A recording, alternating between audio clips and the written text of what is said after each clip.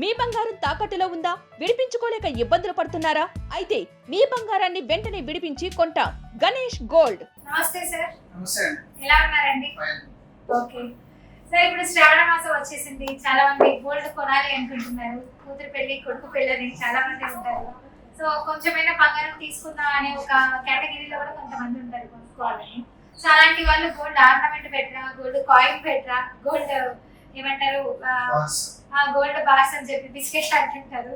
So అలా కొనుక్కోవడం better అంట. ఇంకా చూసుకుంటే లాస్ట్ మంత్ విధంగా చూసుకుంటే 1,50,000 పైన అవుతుంది గోల్డ్ రేట్, ఎక్కువైంది అన్నారు. ఇప్పుడేమో తగ్గిపోతుంది అన్నారు.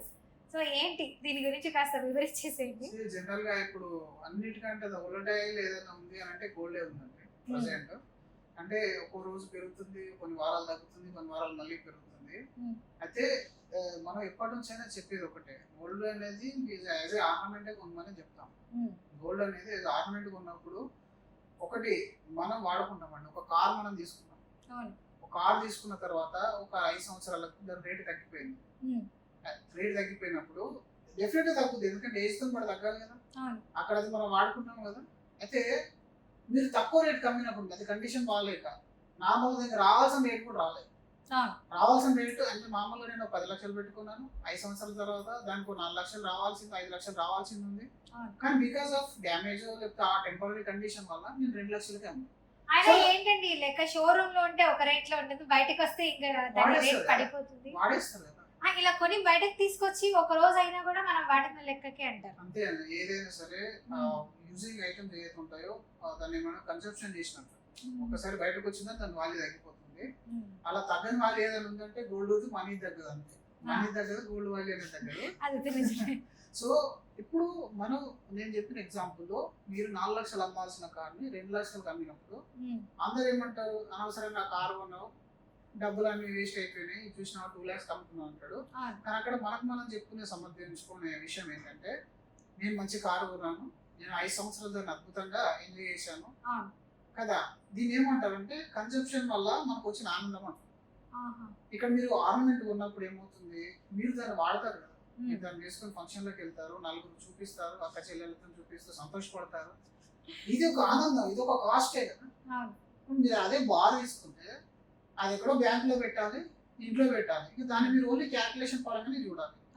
మీరు క్యాల్కులేషన్ పరంగా చూసినప్పుడు దాన్ని అమ్మే రోజు నాడు ఏదైనా రేటు తగ్గి ఉంటే బాధపడే అవకాశం అనేది ఉంటుంది.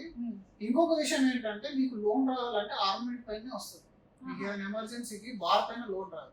ఇప్పుడు లోన్స్ పరంగా చూసుకుంటే కొంతమంది 22 క్యారెట్ బంగారం అంటే ఓన్లీ బంగారాన్ని తీసుకుంటాము, స్టోన్స్ ఉన్న దానికి వాల్యూ ఉండదు, ఆ బంగారం కూడా లెక్కలకు రాదంటున్నారు.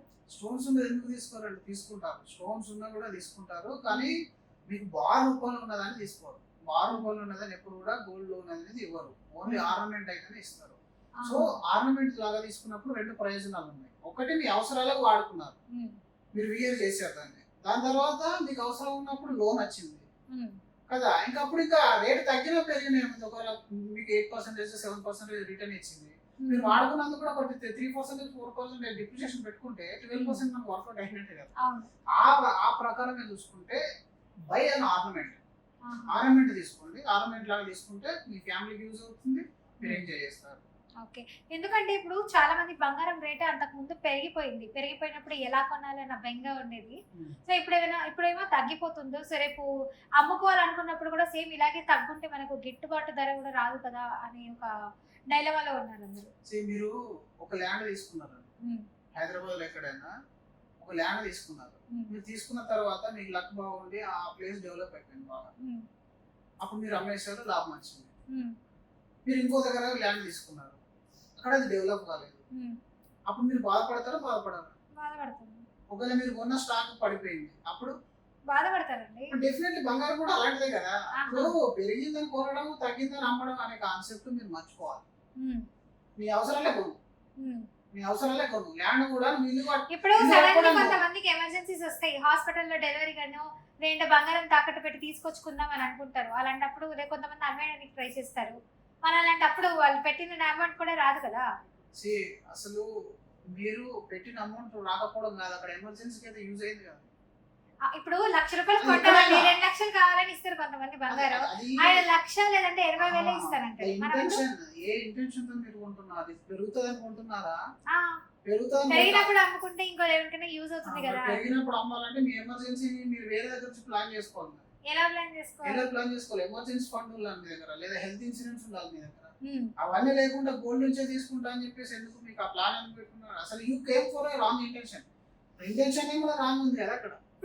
ఇప్పుడు గోల్డ్ అనేది కొని పెట్టుకున్నాం అనుకోండి, ఎమర్జెన్సీ పర్పస్ లో మనం ఆ గోల్డ్ అమ్మేసినా మనకు డబ్బులు క్యాష్. ఇప్పుడు ఇల్లు కట్టుకోవాలనుకుంటారు కొంతమంది, బయట కొంత అమౌంట్ తీసుకుంటారు, ఇంకా అమౌంట్ కావాలి, బయట జనరేట్ అవ్వదు, ఎందుకంటే వడ్డీలో వీటికి అయిపోతుంది, ఇంకేం మనం తినడానికి ఉంటుందనే ఒక డైలమా అంటారు చాలా మంది.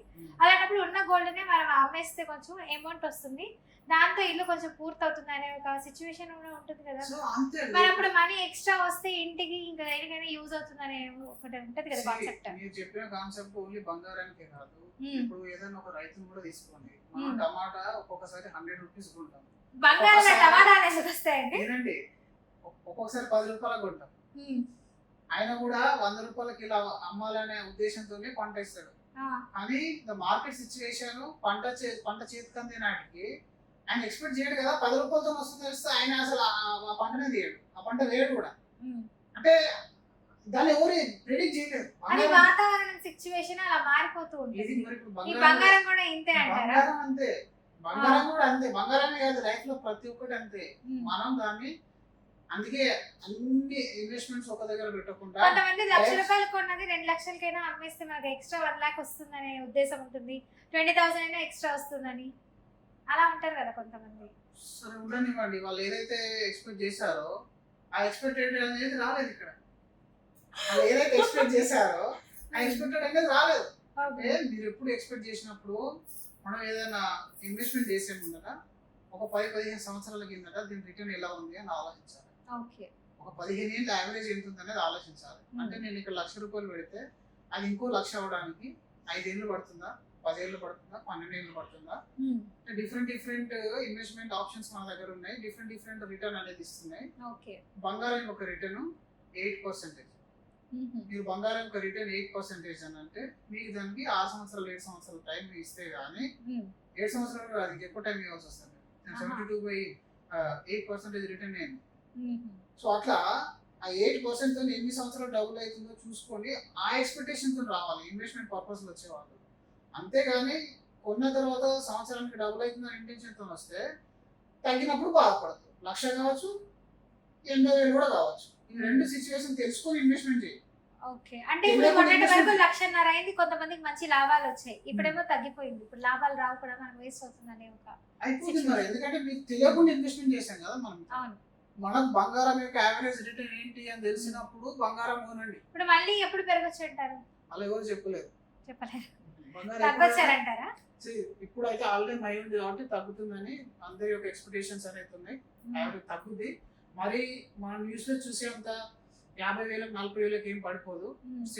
గ్రేట్ అసెట్ యాక్చువల్గా గోల్డ్ అనేది మరి అంత చీప్ ఏం పడిపోదు. కానీ మీ ఎక్స్పెక్టేషన్ చూసుకొని రండి.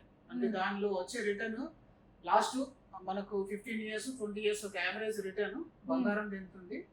ఎంత వొలటైల్ ఉంది, ఒక సంవత్సరంలో డబుల్ అయిన రిటర్న్ చూడండి, ఒక సంవత్సరంలో 50% పడ్డ వొలటైలిటీ చూడండి. ఇవి రెండు చూడండి. ఇప్పుడు మీ క్లయింట్స్ ఎవరు కాల్ చేయలేదా మీకు బంగారం ఇట్లా తగ్గిపోయింది?